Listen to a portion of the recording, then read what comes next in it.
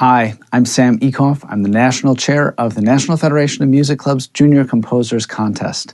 A couple of weeks ago, I made a video helping you get your students started with composition. If you haven't watched that one yet, we'll link it in the description below. Make sure you check it out before you watch this video. And getting started is fine, but the real trick comes when you've been going for a little bit. And you might say to yourself, well, look, I have a studio full of students now who are writing 8-measure pieces that are full of half notes and quarter notes and whole notes on C and G, and they've kind of learned some of the basics, but how do I take them to that next level? Well, today we're going to explore exactly that topic. So one of the things that we do is we're looking for really incremental change with a large volume of writing. So we want to get those students writing something every single week rather than focusing on polishing and polishing and polishing one little 8-measure composition. The volume of work is really the important thing here, and we don't want to do anything that stifles that. So that's the important thing to keep in mind to start with. And then it's incremental change. So we already talked in our last video about how you get to talk about one thing to improve. And maybe that's including dynamics or articulations, including your title and your tempo markings, all of those kinds of physical things. But now we need to talk about setting some additional parameters, which are going to really help those students grow compositionally. So one of the most important things, we can talk about setting that tonality. And the more restrictions you give a student, it turns out that it's going to be easier for them to compose. If you have students who are having trouble getting started, imposing more and more and more restrictions on that student will actually help them get going. So one of those restrictions might be saying you can only use these notes. Perhaps it's a 5-finger pattern, perhaps it's something a little bit more exotic. See what they can come up with.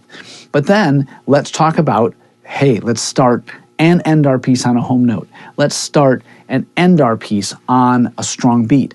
And this is a great opportunity to make some discussions about tonic and dominant, to make some discussions about which beats are strong in any given time signature. This is an excellent opportunity as you're setting these parameters to talk about, hey, which time signature are we going to use today? Maybe this is an opportunity to explore a meter we don't use as often. So those are some really, really great things. Another great restriction and another way you can help your students build organization in their compositions is through the use and imposition of forms. So a lot of times when we talk about forms, we're talking about different large sections in the composition, but we want to look at a more microscopic level this time around. So I like to talk about small theme forms. So I label them with lowercase letters. So we'll have a 2-measure A section, followed by a 2-measure B section, and then we'll have a 2-measure A section, followed by a 2-measure C section, this A, B, A, C. And this is a perfect way to build a question and answer melody. And you can talk about that little C idea can end on any note except the home note. And that's how you get your question and answer phrase going. You might also try using A, A, B, A. And this is an awesome opportunity to introduce your students to the concept of sequence, taking a musical idea and moving it higher or lower at the keyboard. And so if a student is using AABA, they come up with their 2-measure idea, and then we try it a second higher. And then we play the original idea and try it a third higher.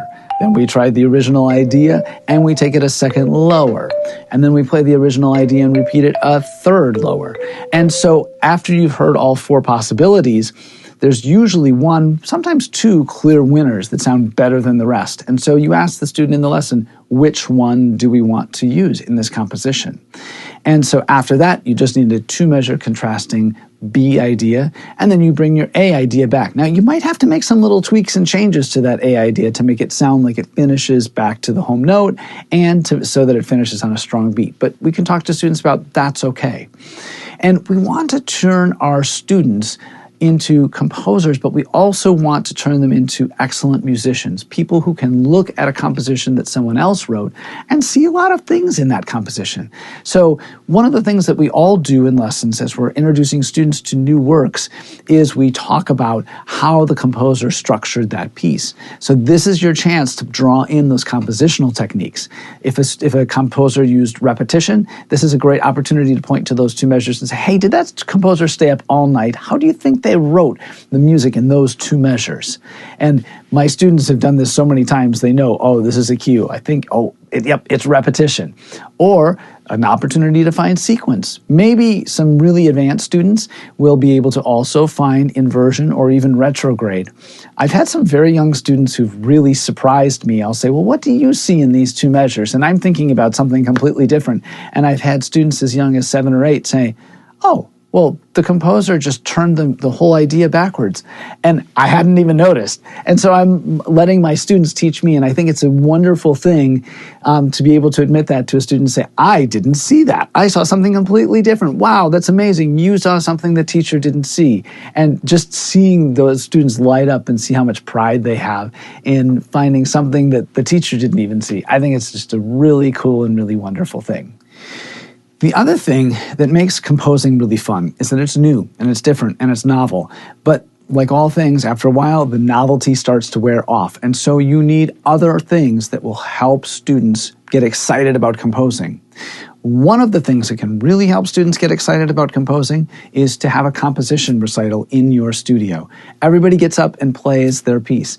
I've done it in the past where we've all put our pieces into a notation platform, and every participant at the recital got a book that contained every student's piece. And many of the students told me afterwards, I loved going home and playing that piece that I heard that other student write. That made it really exciting, and of course gave them all a sense of ownership. You might also try writing for an instrument and having a guest instrumentalist come in and make recordings of each student's work. And then one of the other most important ways to keep your students engaged and active and really interested is entering composition contests. And of course, the number one contest I'm going to recommend for all of your students is the National Federation of Music Clubs Junior Composers Contest. Several of you have already reached out to me after my first video to ask for more information about junior composers, and that is going to be its own video coming really, really soon. But there are also many other great composition contest opportunities available for students. So look on the web, do some research. There are different opportunities in each state, and I'm sure you will find them as you begin to look for them. Thank you so much for tuning in today, and good luck in getting all of your students composing. Hey, tell us in the comments below, what's working well in your studio for composing? What do you need help with? What are the challenges that you're faced with? I'd love to hear from each and every one of you. Thanks, and have a fabulous day.